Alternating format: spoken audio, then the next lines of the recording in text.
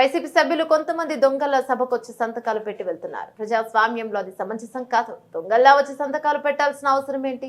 మీరు ఎమ్మెల్యేలు దర్జాగా రండి. రిజిస్టర్లో సంతకాలు పెట్టి సభలో కనిపించడం లేదు. వైసీపీ సభ్యుల తీరు దురదృష్టకరం. రిజిస్టర్లో సంతకాలు చేసి సభలో కనిపించండి 7 వైసీపీ ఎమ్మెల్యేలు.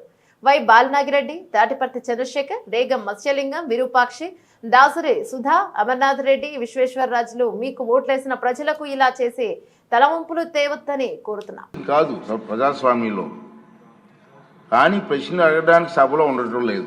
మీరు చూస్తూనే ఉన్నారు, ప్రశ్నలు వస్తున్నాయి, వాళ్ళు సభలోకి రావట్లేదు.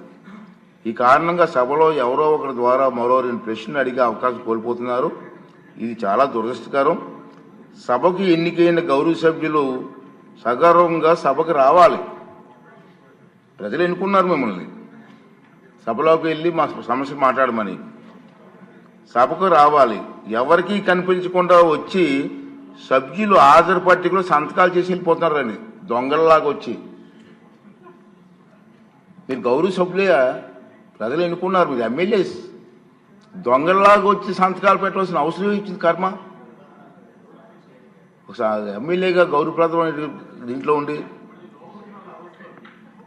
హాజరు పట్టికలో సంతకం చేసి సభకు ఆ మొహం చాటేయడం వారికి గౌరవాన్ని తగ్గించిందే తప్ప పెంచదని చెప్పి నా తాలూకు అభిప్రాయం.